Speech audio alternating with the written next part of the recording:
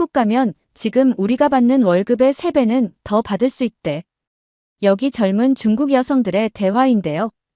최근 중국의 젊은 청년들이 더 많은 돈을 벌기 위해 한국으로 몰려오고 있다고 합니다. 중국에서 벌던 돈의 3배를 월급으로 받으면 아마 중국인은 부자로 살 수 있다는 소문이 무성하다고 하는데 도대체 무슨 일이 벌어지고 있는 것일까요? 지금 바로 사연 시작합니다. 잠깐 영상 시청 전 좋아요 한 번씩 눌러주시면 감사하겠습니다. 안녕하세요.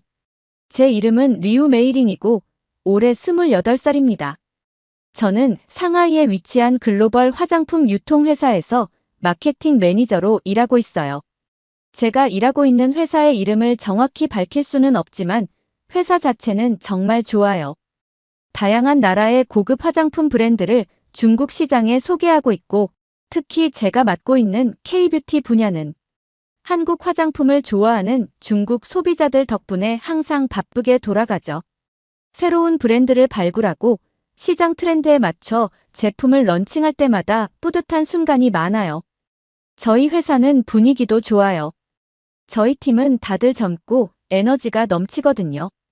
아이디어 회의 때는 각자 의견을 자유롭게 내놓고 저도 제 생각을 숨기지 않고 말할 수 있는 환경이에요. 프로젝트가 성공하면 동료들과 축하하는 것도 재미있고 무엇보다 이곳에서 일하면서 많은 걸 배우고 있어요. 그런데 솔직히 말해서 한 가지 아쉬운 점이 있어요. 월급이 조금 더 많았으면 좋겠어요. 상하이에서 혼자 살다 보면 월세, 생활비, 교통비에 정말 많은 돈이 나가거든요. 회사가 성장하고 있다는 건 눈에 보이는데 직원 처우는 그 속도를 못 따라가는 느낌이에요. 가끔씩 야근을 하고도 월급날 통장에 찍힌 금액을 보면 조금 허탈할 때가 있어요.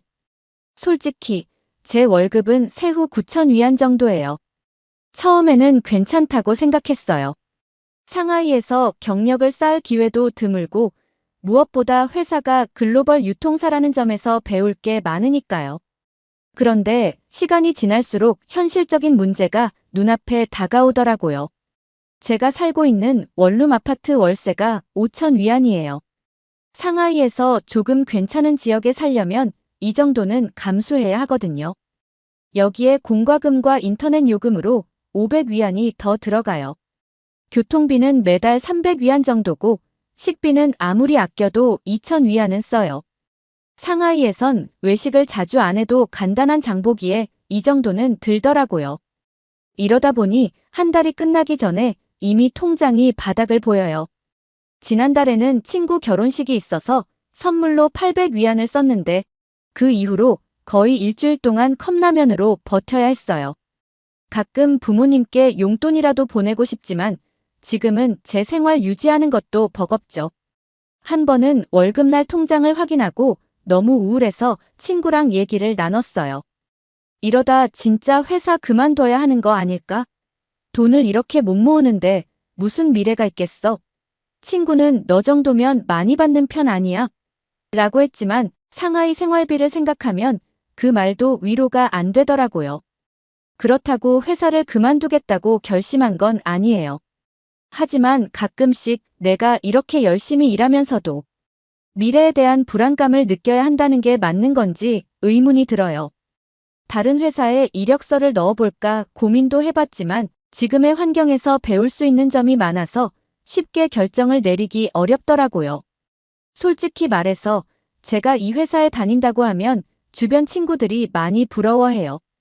특히 제 친구 중에 샤오펀이라는 애가 있는데 걔는 제가 SNS에 뭐만 올리면 댓글로 역시 대기업 다니는 사람은 다르다느니 뷰티월드 마케팅 매니저라 그런가 씀씀이가 정말 고급스러워 보여라느니 매번 저를 치켜 세워주기 바빴죠. 사실은 그게 전혀 아니거든요. 월급이 세후 9,000위안, 한국 돈으로 약 160만 원 정도인데 이 돈으로 상하이에서 살아가는 게 얼마나 빠듯한지 친구들은 전혀 몰라요. 가끔 회사 회식 사진이나 카페에서 커피 한 잔 마시면서 찍은 사진을 올리면 겉으로는 마치 여유롭게 사는 것처럼 보일지 모르겠죠. 하지만 그 사진 한 장 뒤에는 전날 라면으로 저녁을 때우고 월세 걱정에 가계부를 다시 계산하던 제 현실이 숨어 있어요. 특히 샤오퍼는 항상 너는 대기업 다녀서 좋겠다. 나는 월급 6천 위안 받아서 뭐 하나 살 때도 망설이는데 넌 그냥 사는 것 같더라라고 하는데 그 말을 들을 때마다 속으로 한숨만 나와요. 얘는 제가 얼마나 아껴 쓰고 있는지, 통장 잔고가 얼마나 위태로운지 전혀 모르는 거죠.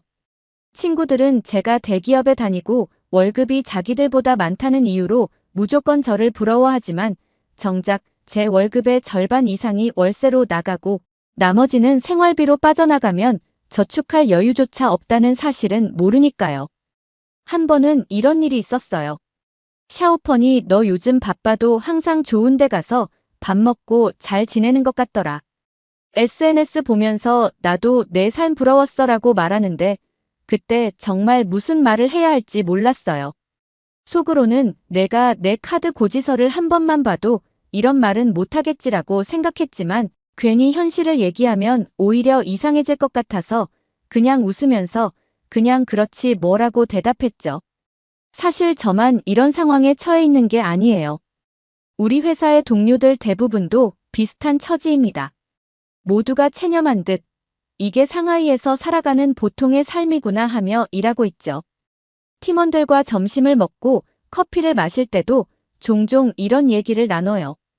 다들 월급 받아도 바로 생활비로 다 빠져나가고 저축은 꿈도 못 꾼다는 이야기요. 그날도 팀원들과 점심을 먹고 근처 카페에서 커피 한 잔을 하며 SNS를 보고 있었어요. 그러다 친구 샤오펀이 올린 게시물을 보고 깜짝 놀랐습니다. 샤오펀이 고가의 가방을 자랑하는 사진을 올린 거였죠. 유명 브랜드 가방이었고 가격이 최소 1만 위안, 한국 돈으로 약 180만 원은 넘어 보였어요. 저보다 월급이 적다고 항상 힘들다고 했던 친구가 이런 비싼 가방을 샀다니 처음에는 부러움보다는 걱정부터 됐어요. 생활비도 빠듯하다던 애가 저 가방을 어떻게 샀지? 혹시 카드로 무리해서 산 건 아닐까? 라는 생각이 들더라고요. 그런데 나중에 알고 보니 샤오펀이 그 가방을 한국에서 샀다는 거였어요. 더 놀라운 건 그녀가 6개월 전쯤에 한국으로 취업했다는 사실이었습니다. 상하이에서 저랑 비슷하게 월급 때문에 스트레스 받던 친구가 지금은 서울에서 일하면서 월급도 더 많이 받고 여유를 찾았다고 하더라고요. 그 순간 정말 아이러니하다는 생각이 들었어요. 솔직히 말해서 저는 샤오펀이 왜 그런 선택을 했는지 잘 이해가 가지 않았습니다. 왜 굳이 중국보다 못한 나라에 가서 고생하며 돈을 벌어야 하는 걸까요? 제 머릿속에서는 계속 의문만 맴돌았어요. 한국이 대체 뭐가 좋길래 친구가 거기서 일하며 만족스러워하는 걸까 싶었죠. 저는 늘 한국을 중국보다 뒤처진 나라라고 생각해왔어요. 솔직히 경제, 기술, 군사, 인구 같은 거대한 스케일로 비교하면 뭐하나. 한국이 중국을 이길 수 있는 게 없잖아요. 한국이 자랑한다는 반도체 산업도 결국 중국의 기술력이 따라잡고 있다고 들었고 자동차나 전자제품 같은 것도 이제는 중국 브랜드가 글로벌 시장에서 훨씬 영향력이 커졌어요. 사람들은 종종 한국이 아시아의 중심 국가라고 추켜 세우지만 저는 그런 말에 고개를 갸웃거리게 돼요. 세계인들이 왜 한국을 대단하다고 보는지 이해하기 어려웠죠. 특히 한국 드라마나 케이팝 같은 게 전 세계적으로 인기가 많다지만 저는 그런 것들이 단지 유행에 불과하다고 생각했어요. 중국은 역사적으로도 훨씬 더 깊은 문화적 유산이 있고 세계 경제에 미치는 영향력도 훨씬 큰데 말이에요. 솔직히 제 주변에서도 비슷한 얘기를 많이 해요. 한국이 중국을 이길 수 있는 건 축구뿐이다. 이 말이 저한테는 꽤 공감이 갔죠. 실제로 축구는 한국이 더 잘하는 건 인정해요. 그건 역사적으로도 증명된 사실이니까요. 물론 한국이 잘하는 분야도 있긴 해요. 특히 제가 일하는 뷰티 업계에서는 한국이 확실히 앞서 있죠. 한국 화장품은 품질, 트렌드, 브랜드 파워 모두에서 중국보다 뛰어나다고 생각해요. 저희 회사도 K-뷰티가 없었으면 지금처럼 빠르게 성장하지 못했을 거예요. 이건 인정하지 않을 수 없죠. 하지만 그 외에는 잘 모르겠어요. 한국이 왜 이렇게 세계적으로 칭송받고 심지어 제 친구 샤오펀처럼 한국에서 일하면 더 나은 삶을 살 수 있다는 생각을 하게 되는지 말이에요. 저는 여전히 상하이가 더 많은 기회와 가능성을 가지고 있다고 생각하고 한국은 그저 지나가는 유행처럼 느껴지기도 해요. 그래서 샤오펀이 그런 선택을 했다는 사실이 쉽게 이해가 되지 않았던 거죠. 요즘은 하루가 멀다 하고 샤오펀이 SNS에 한국 생활에 대한 게시물을 올려요. 한국의 멋진 카페에서 찍은 사진, 명동거리에서 쇼핑한 이야기, 심지어 퇴근 후 야경이 멋진 한강을 배경으로 찍은 사진까지. 솔직히 처음에는 와, 저렇게 잘 살고 있나 보다 싶었어요. 하지만 시간이 지날수록 조금씩 다른 생각이 들더라고요. 사실 SNS라는 게 그렇잖아요. 사람들은 가장 행복하고 반짝이는 순간만을 올리는 곳이니까요.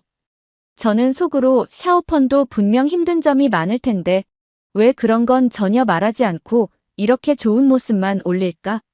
라고 생각했어요. 그녀의 게시물 속 삶은 마치 드라마 같았어요.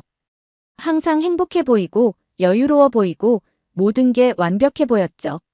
하지만 샤오펀이 올리는 한국 생활 사진들을 보면 어딘가 의문스러웠어요. 저게 진짜일까? 아니면 힘든 걸 감추기 위한 포장일까? 한국에서의 삶이 정말 저렇게 완벽하기만 할 리가 없잖아요. 낯선 나라에서 일하는 게 얼마나 힘든 일인지 제가 모를 리 없으니까요. 그러던 어느 날 회사로부터 정말 놀라운 소식을 듣게 되었습니다. 그날도 평소와 다를 것 없던 평범한 날이었어요. 오전에 간단한 보고서를 정리하고 있는데 팀장님께서 저를 조용히 부르시는 겁니다. 처음에는 새로운 프로젝트를 준비하라는 지시를 하려는 건가 싶었죠. 그런데 팀장님의 표정과 분위기가 평소와 조금 달랐어요. 회의실에 들어가자마자 팀장님은 잠시 망설이는 듯 하다가 해외 지사 파견 이야기를 꺼내셨습니다. 순간 귀를 의심했어요. 우리 회사에서 해외 파견은 정말 특별한 경우에만 주어지는 일이거든요. 저는 팀장님이 실수를 하셨거나 다른 사람 이야기를 하려는 게 아닐까 싶었어요. 그런데 팀장님은 제가 입사 이후 줄곧 최상위 실적을 유지해왔고 의사소통 능력도 뛰어나서 해외 파견자로 가장 적합하다고 말씀하시는 거예요. 처음에는 정말 기뻤습니다. 제가 노력했던 결과를 인정받은 것 같아서요. 드디어 나도 회사에서 이렇게 특별한 기회를 받는구나 하는 생각에 속으로 환호했죠. 저도 모르게 머릿속에서는 유럽이나 미국 같은 곳에서의 새로운 삶을 상상했어요. 하지만 팀장님께서 발령지를 말씀하시는 순간 모든 환희가 사라졌습니다. 제 파견지는 다름 아닌 한국이었습니다. 하늘을 날던 기분이 땅으로 곤두박질 쳤습니다. 왜 하필 한국일까요? 한국이라니요? 그 순간 저는 제가 뭔가 크게 잘못한 게 아닐까 하는 생각마저 들었어요. 회사에서 나를 사실상 밀어내려는 건가? 모두들 한국에 가기 싫어하니까. 가장 해고하고 싶은 사람에게 해외 파견을 제안한 건가? 이런 의심이 머릿속에서 떠나지 않았습니다. 팀장님과 면담을 마치고 사무실로 돌아왔지만 마음이 복잡했어요. 친한 동료 샤오첸에게 이 이야기를 털어놓자 그녀는 한숨을 쉬며 솔직히 회사가 너를 퇴출하려는 거 아닐까? 한국에 가느니 차라리 이직을 고려하는 게 낫지 않겠어? 라는 말을 했습니다. 그 말을 듣는 순간 심장이 철렁 내려앉았어요. 정말 그런 걸까요? 제가 그동안 열심히 하지 않은 적이 없었는데 왜 하필 저를 한국으로 보내려는 걸까요? 팀장님은 이 기회가 흔하지 않은 거라며 꼭 한국에 가는 것이 제 커리어에 큰 도움이 될 거라고 강조하셨지만 저는 오히려 그 말이 더욱 불안하게 느껴졌어요. 정말 저를 위한 기회라기보다는 회사가 저를 적당히 보내버리려는 핑계처럼 느껴졌거든요. 그렇다고 제가 갑자기 이직할 준비가 되어 있는 것도 아니었어요. 사실 이직을 하려면 적어도 몇 달은 시간을 들여 계획하고 준비해야 하잖아요. 그런데 지금처럼 갑작스러운 상황에서 결정을 내리는 건 너무 무리라는 생각이 들었어요. 그렇다고 파견 제의를 거부해버리면 회사 내에서 제 입지가 더 어려워질 것 같았어요. 팀장님은 제가 적합한 사람이라며 여러 번 강조했지만 속으로는 이걸 거부하면 회사에서 날 어떻게 볼까? 라는 생각에 불안감이 커졌죠. 결국 부모님과 주변 지인들에게도 이 상황을 알리고 조언을 듣기로 했어요. 제가 혼자 결정하기엔 너무나 무거운 일이었으니까요. 그런데 돌아온 반응은 하나같이 부정적인 이야기뿐이었습니다. 부모님은 처음엔 그래도 회사에서 인정받으니까 이런 기회가 온 거겠지라고 말하면서도 곧 걱정을 드러내셨어요. 한국은 중국보다 살기도 힘들고 물가도 비싸다더라. 너 거기 가서 외국인으로 차별받는 거 아니야? 한국어도 하나도 모르면서 어떻게 살아남을 거니? 하시는 말에 저도 할 말이 없었어요. 저 스스로도 그런 걱정을 하고 있었으니까요. 그나마 긍정적인 답변을 기대했던 친구들도 상황은 마찬가지였습니다. 한 친구는 자기가 아는 선배 이야기를 꺼냈어요. 그 선배도 몇 년 전 한국으로 파견을 갔었는데 낯선 환경과 스트레스 때문에 우울증에 걸려 결국 다시 중국으로 돌아왔다는 거예요. 그 친구는 심지어 나는 내가 그런 일로 무너지면 안 될 것 같아. 널 잃고 싶지 않아라고까지 말했어요. 그 말을 들으니 마음이 너무 무거워지고 결국 눈물이 나더라고요. 그런데 문득 이런 생각이 들었어요. 왜 내가 이렇게까지 한국을 부정적으로 보게 되었을까? 스스로에게 묻다 보니 그 계기가 떠오르더라고요. 바로 중국 소셜미디어에서 인기 있는 인플루언서들의 한국 관련 브이로그를 보면서부터였어요. 그 영상들 중 하나는 서울의 길거리 모습을 담은 영상이었어요. 그 인플루언서는 한국의 길거리에는 쓰레기통이 없어서 사람들이 아무데나 쓰레기를 버린다고 비난하며 실시간 영상을 보여줬어요. 영상 속에는 한 골목에 흩어진 쓰레기와 무심히 지나가는 사람들의 모습이 담겨 있었죠. 거기에 악취가 심하다는 설명까지 더해지니 화면을 보고 있는 저조차도 불쾌해지더라고요. 그 인플루언서는 이어서 중국의 거리를 보여주며 우리는 이렇게 깨끗하다며 두 나라의 모습을 비교했어요. 그 영상을 보고 나니 자연스럽게 한국의 길거리가 비위생적이고 관리가 안 된다는 인식이 생겼던 것 같아요. 또 다른 영상에서는 한국의 월급쟁이를 비하하는 내용이 담겨 있었어요. 그 인플루언서는 한국에서 받는 월급이 표면적으로는 많아 보이지만 물가가 너무 비싸서 실질적으로는 중국에서 일하는 게 훨씬 낫다고 주장했어요. 심지어 한국 월급쟁이는 노예 같다는 말까지 하더군요. 그 말과 함께 서울 시내 오피스 건물들을 배경으로 웃고 떠드는 모습이 영상에 담겨 있었어요. 그 영상은 수백만 뷰를 기록하며 인기를 끌었고 댓글에서도 역시 한국은 힘들다는 반응이 이어졌어요. 그런 걸 계속 보면서 저도 모르게 한국에서 일한다는 게 얼마나 힘든 일인지라는 생각이 제 머릿속에 자리 잡게 되었던 것 같아요. 사실 이런 영상들은 처음엔 단순히 재미로 봤어요. 그런데 시간이 지나면서 그런 내용들이 점점 더 현실처럼 느껴지더라고요. 한국에 대해 긍정적인 시각을 가질 기회조차 없을 정도로 이런 부정적인 이야기들이 제 머릿속을 채웠던 거요. 그리고 또 한 번 충격을 받았던 건 한국인들이 중국인을 비하하는 영상도 종종 소셜미디어에서 돌고 있다는 사실을 알았을 때였어요. 중국인은 예의가 없다거나 중국에서 온 관광객은 매너가 없다는 내용이 담긴 영상들 말이에요. 물론 일부의 이야기일 거라는 걸 알면서도 그런 콘텐츠를 볼 때마다 기분이 좋을 리가 없었어요. 한국이라는 나라에 대해 나쁜 감정이 쌓이는 것도 어쩌면 당연한 일이었죠. 이런 영상들 속에서 그려진 한국은 매력적이기는커녕 비위생적이고 삶이 고되고 외국인을 배척하는 나라처럼 보였어요. 그때부터 제가 한국으로 간다는 말을 들었을 때 막연히 부정적으로 느낀 것도 어쩌면 당연했던 거겠죠. 그동안 제 생각은 이런 이미지들로 만들어진 왜곡된 현실에 갇혀 있었던 걸지도 몰라요. 그리고 저는 결국 어떤 결정을 했냐고요? 끝까지 고민만 하고 있을 수는 없었어요. 하지만 제가 결정을 내리지 못하는 모습을 본 팀장님이 마지막으로 강하게 한마디를 하시더군요. 파견을 다녀오면 승진은 따놓은 당상이다. 그 기회를 잡든지 날리든지 내 선택에 달려있어. 그 말을 듣는 순간 더 이상 한국 파견을 거부할 수 없겠다는 생각이 들었어요. 승진은 제게도 너무나 중요한 기회였고 이걸 놓치면 제 커리어가 정체될 것만 같은 두려움이 밀려왔죠. 결국 저는 과감히 한국 파견을 받아들이기로 했습니다. 파견을 준비하는 동안에도 마음이 복잡했어요. 한국으로 가는 비행기에 오르면서도 정말 내가 잘한 선택일까? 라는 생각이 계속 떠올랐죠. 그런데 그런 복잡한 생각들은 한국에 도착하자마자 조금씩 사라졌어요. 왜냐하면 첫날부터 제가 믿을 수 없는 광경을 목격했거든요. 인천공항에 도착한 순간부터 뭔가 다르다는 걸 느꼈어요. 공항의 시스템은 너무 깔끔하고 효율적이었어요.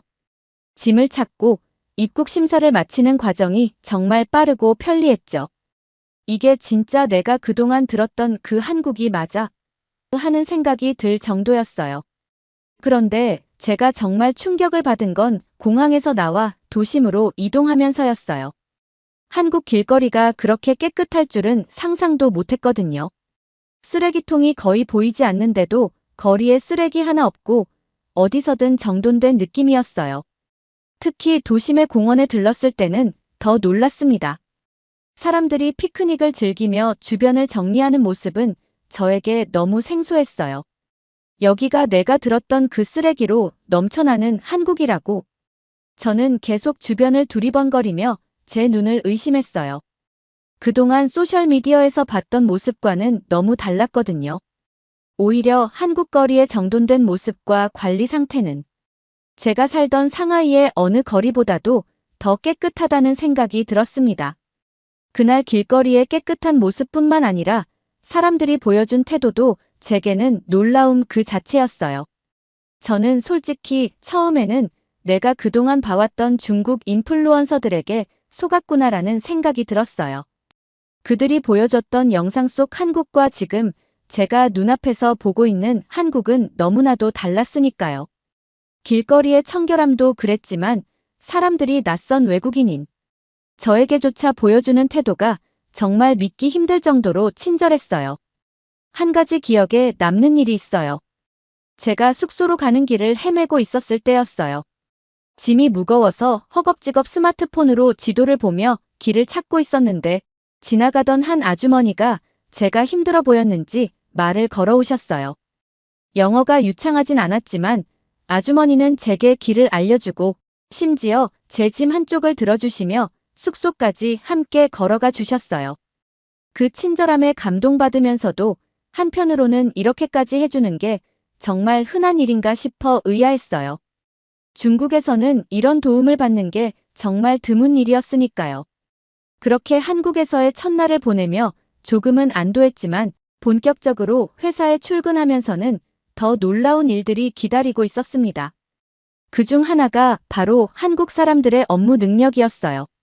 첫날 회의에 들어갔을 때 팀원들이 엄청난 속도로 자료를 정리하고 프레젠테이션을 준비하는 모습을 봤어요. 그때만 해도 저렇게 빠르게 하다가 실수가 많아지는 거 아닐까? 라는 생각을 했습니다. 그런데 제 예상은 완전히 빗나갔어요. 그날 오후에 진행된 프로젝트에서 한국 팀원들이 처리하는 업무량과 속도를 보며 진짜 깜짝 놀랐어요. 중국에서는 이런 작업을 하려면 일주일은 좋게 걸릴 일이었는데 한국에서는 반나절도 걸리지 않았거든요. 특히 각자 맡은 역할을 정확히 이해하고 서로 간의 협업이 매끄럽게 이루어지는 모습은 정말 인상적이었어요. 저는 그걸 보며 여기서는 일하려면 정말 정신 똑바로 차려야겠다고 생각했죠. 또 한 가지 놀라웠던 건 회식 문화였습니다. 처음에는 한국의 회식이 불편하지 않을까 걱정했어요. 그런데 막상 참여해보니 단순히 술을 마시고 끝나는 자리가 아니라 팀원들 간의 유대감을 쌓는 시간이더라고요. 특히 선배들이 저를 환영하면서 한마디씩 격려를 해주는 모습은 정말 따뜻하게 느껴졌어요. 물론 언어 장벽 때문에 아직 완벽하게 적응한 건 아니지만 한국에서의 첫 주는 제게 많은 생각을 하게 했습니다. 제가 그동안 한국에 대해 가지고 있던 부정적인 이미지가 얼마나 편향적이고 일부 사실에만 기반했는지 깨닫는 시간이었어요. 그리고 한국에서의 생활이 쉽지는 않겠지만 어쩌면 저를 더 성장하게 만들어줄 기회일지도 모른다는 희망이 조금씩 생기기 시작했습니다. 한국에 온 지 어느덧 1년이 되어가네요. 처음에는 왜 내가 여기에 와야 했는지, 내가 잘할 수 있을지에 대한 걱정뿐이었지만 지금은 그때의 결정을 후회하지 않아요. 오히려 이곳에서 지낸 시간 덕분에 많은 것을 배우고 느끼게 되었거든요. 처음에는 정말 모든 게 낯설고 어려웠어요. 하지만 시간이 지나면서 한국 사람들의 배려와 친절함 속에서 점차 적응할 수 있었어요. 그리고 이제는 제가 왜 세계인들이 아시아에서 중국이 아닌 한국을 입 모아 이야기하는지, 왜 한국이 아시아의 중심 국가로 자리 잡을 수밖에 없는지를 알게 된 것 같아요. 먼저, 한국의 의료 시스템은 정말 놀라웠습니다. 한 번은 갑작스러운 몸살로 병원을 찾은 적이 있었는데 병원 예약부터 진료, 약 처방까지 모든 과정이 너무나 간단하고 효율적이었어요. 진료비도 생각보다 저렴했고 무엇보다 의사와 간호사들의 친절한 태도에 감동했습니다. 특히 한국의 약국에서는 약사가 환자 상태에 맞춰 상세히 설명해주는 모습이 인상적이었어요. 이런 체계적인 의료 시스템은 정말 한국이 자랑할 만한 부분이라고 느꼈습니다. 그리고 치안. 저는 한국에 와서 처음으로 밤늦게 혼자 길을 걸으면서도 안심할 수 있다는 걸 느꼈어요. 상하이에서는 항상 주변을 경계해야 한다는 생각이 있었는데 한국에서는 지하철이나 버스 같은 대중교통도 늦은 시간까지 안전하게 운영되고 길거리에 CCTV도 많이 설치되어 있어 안심이 되더라고요. 또한 한국의 시스템과 편의성은 정말 뛰어났습니다. 인터넷 속도가 빠른 건 물론이고 공공 서비스나 은행 업무가 온라인으로 쉽게 처리되는 모습을 보며 진짜 편리한 나라구나라는 생각을 했어요. 특히 교통카드 하나로 지하철, 버스, 심지어 택시까지 이용할 수 있는 시스템은 상상 이상으로 편리했죠. 음식도 빼놓을 수 없어요. 처음에는 한식이 조금 낯설었지만 지금은 된장찌개와 불고기를 정말 좋아하게 됐어요. 한국 사람들은 먹는 것에 진심이라는 걸 많이 느꼈고 동료들과 점심시간에 맛집을 찾아다니는 것도 하나의 즐거움이 되었어요. 이렇게 1년을 지내면서 깨달은 건 한국은 단순히 K-팝이나 드라마로만 유명한 나라가 아니라는 거예요. 이곳은 정말 살기 좋은 나라였어요. 의료, 치안, 시스템, 음식, 편의성 등 모든 면에서 세계가 주목할 만한 이유가 충분하더라고요. 처음에는 왜 세계인들이 아시아를 이야기할 때 중국이 아닌 한국을 먼저 떠올리는지 이해가 되지 않았어요. 중국은 경제 규모도 더 크고 역사와 문화도 깊잖아요. 그런데 이제는 그 이유를 알 것 같아요. 한국은 단순히 크기나 역사로 평가받는 게 아니라 현대 사회에서 사람들이 진정으로 필요로 하는 편리함과 안전, 그리고 삶의 질을 충족시키는 나라였던 거죠. 어느덧 한국에서의 파견 기간이 끝나고 이제 다시 중국으로 돌아가야 할 시간이 왔어요. 처음 한국에 올 때만 해도 이렇게 시간이 빨리 지나갈 줄은 몰랐습니다. 돌아가는 비행기표를 예약하면서도 마음 한구석이 묘하게 아쉽더라고요. 그런데 최근 들은 이야기가 제게 웃음을 자아냈어요. 제 다음 차례로 한국 지사에 파견될 사람이 정해졌다고 하더라고요. 그런데 이번에는 파견자를 그냥 지정한 게 아니라 경쟁을 통해 뽑았다는 거예요. 처음에 그 말을 들었을 때는 라는 생각이 들었죠. 제가 한국에 오기 전에만 해도 모두들 한국 파견을 기피했었거든요.